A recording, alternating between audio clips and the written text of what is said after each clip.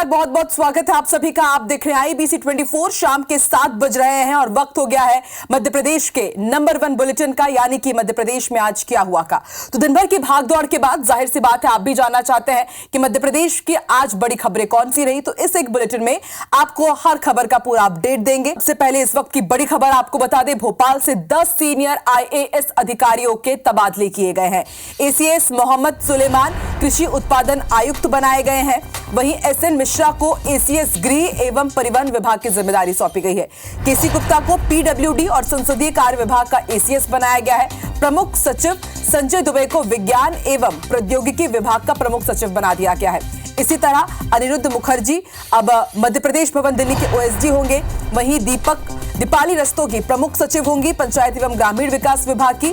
DP Auwa प्रमुख सचिव बनाए गए हैं मछुआ कल्याण विभाग के, और आयुष विभाग की भी जिम्मेदारी उन्हें सौंपी गई है। इसी तरह प्रमुख सचिव राजस्व एवं राहत एवं पुनर्वास के बनाए गए हैं दीपक, और संदीप यादव को प्रमुख सचिव स्वास्थ्य विभाग बनाया गया है। वहीं डॉक्टर सुदाम खाड़े सचिव जनसंपर्क विभाग के बनाए गए हैं और आयुक्त जनसंपर्क के साथ प्रबंध संचालक माध्यम में रहेंगे।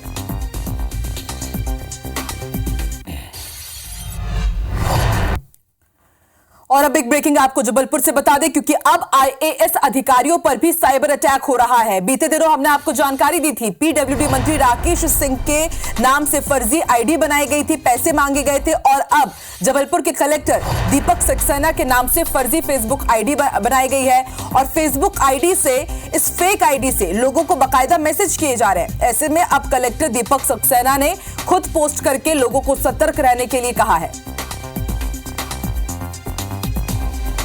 जबलपुर के कलेक्टर दीपक सक्सेना भी साइबर अटैक का शिकार हुए हैं।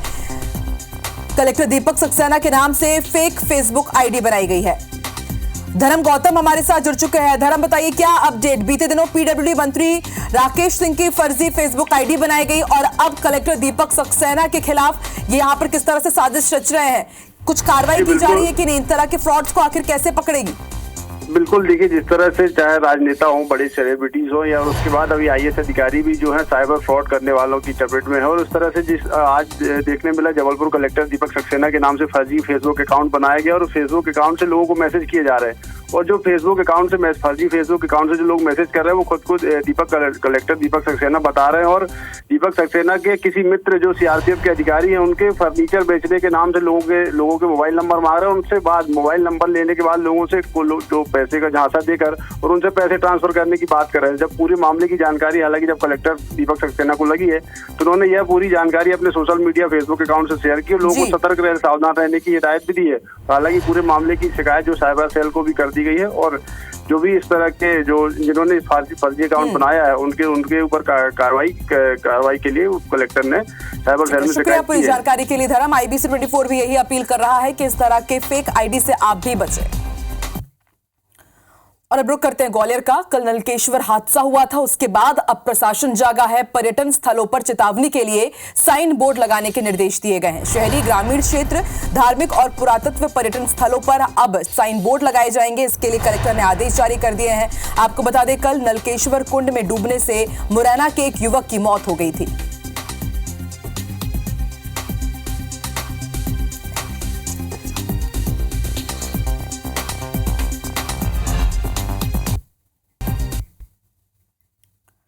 तो कहीं सौतेली मां का दर्द, तो कहीं पर जाति का।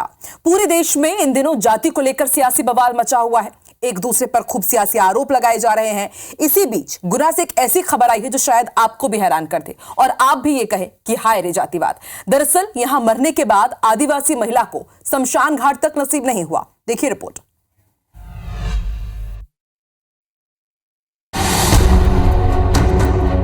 मध्य प्रदेश के गुना में जातिवाद कितना हावी है, इसकी एक झकझोर कर रख देने वाली घटना सामने आई है। जिले के बजरंगगढ़ में ज्योति सहरिया नाम की महिला की मौत हो गई थी, लेकिन यहाँ 3 मुक्तिधाम होने के बावजूद खुले में उसका अंतिम संस्कार करना पड़ा, वो भी तब जबकि यहाँ की सरपंच खुद भी एक आदिवासी है। खुले में अंतिम संस्कार के सवाल पर सरपंच कलीबाई बताती है कि उनकी बस्ती के पास 3 मुक्तिधाम है, लेकिन बीते 40 साल से वो खुले में ही अंतिम संस्कार कर रहे हैं। 3 मुक्तिधाम होने के बावजूद वन विभाग की भूमि पर जहां पर प्लांटेशन किया जा रहा था, उस जगह पर ग्रामीणों ने जैसे ही दाह संस्कार के लिए पहुंचे तो वहां भी उन्हें मना कर दी गई। दिल दहलाने वाली ये तस्वीरें गुना जिले की हैं, जहां बजरंगगढ़ में एक महिला की मौत के बाद 4 घंटे तक ग्रामीणों को उसके दाह संस्कार के लिए कोई जगह नहीं मिली। मृतक महिला के शव को किसी मुक्तिधाम में नहीं ले जाया गया, उसे सीधे ही जंगल वाले इलाके में ले जाया गया। 21वीं सदी में जातिवाद की तस्वीर हैरान करती है। दमोह से 4 कॉलेज की छात्राओं के लापता होने के मामले में पुलिस ने साइबर टीम की मदद से सभी छात्राओं को मुंबई के दादर स्टेशन से ढूंढ निकाला है।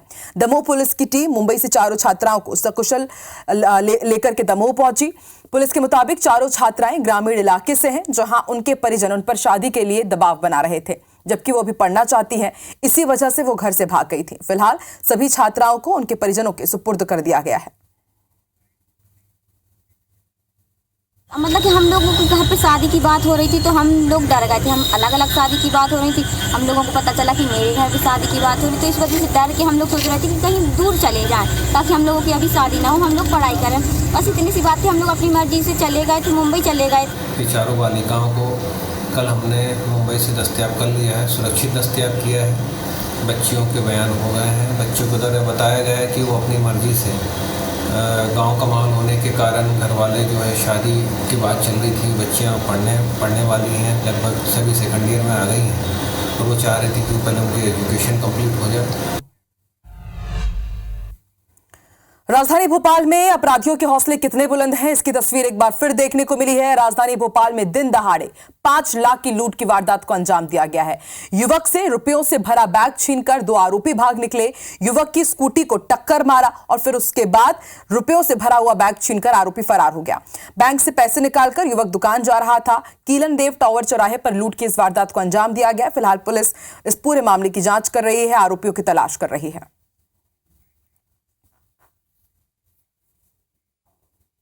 मैं बैंक से पैसे कैश विड्रॉ करके आ रहा था। जैसे ही मैं कैश विड्रॉ करके जा रहा था, यहाँ पे 2 लोग आए। उनकी गाड़ी का कलर मुझे याद नहीं कौन सा था, मैं बिल्कुल दिमाग मेरा आउट हो गया। तो उनने एकदम छुरी मारी मेरी, यहाँ पीछे नकाब बना था दोनों का और नंबर प्लेट हाइट थी। तो जैसे ही उन लोगों ने मारा, मैं नीचे गिर गया और मेरी डिग्गी में मेरा फ़ोन थे, मेरे पापा का मेरे फ़ोन था और मेरे पापा का फ़ोन था। 2 फ़ोन थे, वो दोनों फ़ोन एक बैग में थे। वो बैग और पैसे 5.5 लाख रुपए कैश थे, बैंक से निकाल के लेके आया था। वो दोनों गिर गए। डिग्गी जैसे ही मैं गिरा, गाड़ी की डिग्गी खुल गई और उन लोगों ने पैसे छीन के भाग गए वहाँ से। और अब आपको सफेद जहर के काले कारोबार की तस्वीर दिखाते हैं। ये तो हम जानते हैं कि मुरैना में धड़ल्ले से नकली दूध का कारोबार फल फूल रहा है, लेकिन जिम्मेदार फिर भी आंखें बंद किए हुए बैठे हैं। ऐसे में IBC 24 की टीम सफेद जहर के गढ़ में पहुंची और फिर हमने देखा कि कैसे मौत के सौदागर सफेद जहर बनाते हैं। आप भी देखिए रिपोर्ट।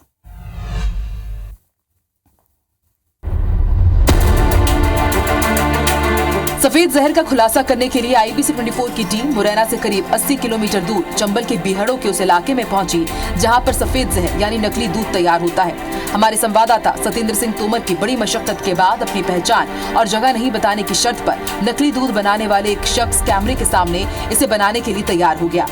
आप भी देखिए कैसे तैयार होता है नकली दूध। पहले इन्होंने ये रेंजी डाली और उसके बाद ये सपरेटा की थैली है, इसको भी रिफाइंड की जो है उसको भी डालेंगे और उसके बाद दूध डाल के इसको तैयार करेंगे। दादा क्या कैसे तैयार करते हो? ये अपन ऐसे ही है, थोड़ी रेंजी डाल ली, उसके बाद में दूध उसको इस तरीके से पिटाई करेंगे इसकी, तो ये पूरी तरीक़ा से पिट जाएगा। उसके बाद में फिर अपन रिफाइंड डालेंगे। चंबल का जो सफ़ेद जहर जिससे पनीर, मावा, तमाम सारी चीज़ें बनती हैं और बिल्कुल रिफाइंड और रेंजी से ये तैयार किया जाता है। इस पूरे इलाके में नकली दूध का कारोबार धड़ल्ले से चल रहा है। इन लोगों को ना कोई रोकने वाला है, ना ही टोकने वाला है। कार्रवाई के नाम पर हर बार सिर्फ खाना पूर्ति होती है। बड़ी खबर आपको भोपाल से बता दें, दुकान का ताला तोड़कर चोरी की वारदात को अंजाम दिया गया है, जिसका CCTV फुटेज भी सामने आया है। चोरी करने वालों में हैरानी की बात यह है कि महिलाएं और बच्चे शामिल हैं। MP नगर थाना क्षेत्र का ये पूरा मामला है। तो तस्वीर आप देखिए, दुकान का ताला तोड़ा जाता है और फिर महिला और बच्चे मिलकर इस पूरी वारदात को अंजाम दे रहे हैं, जिसका CCTV फुटेज सामने आया है। ये पूरी वारदात CCTV में कैद हो गई है।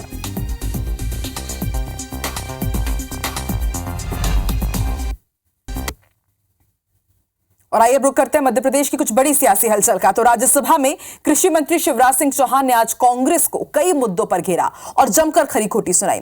शिवराज सिंह चौहान ने तो ये तक कह दिया कि कांग्रेस के डीएनए में ही किसान का विरोध है। देखिए आज राज्यसभा में कैसे गरजे कृषि मंत्री शिवराज सिंह चौहान।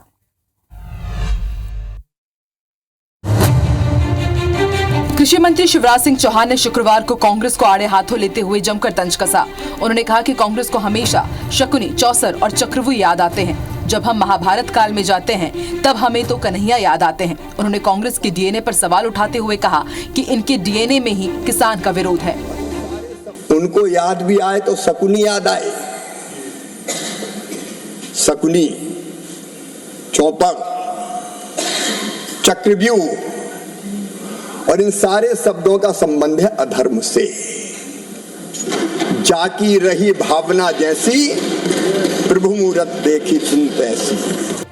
कर्ज माफी पर कांग्रेस को घेरते हुए शिवराज सिंह चौहान ने कहा कि कांग्रेस ने अपने केंद्र और राज्य के घोषणा पत्र में कई बार कहा है कि सरकार में आते ही कर्ज माफ कर देंगे। मध्य प्रदेश, छत्तीसगढ़, राजस्थान में 10 दिन में 2 लाख तक के कर्ज माफ करेंगे, नहीं तो 11वें दिन मुख्यमंत्री हटाने का वादा किया था जो पूरा नहीं किया।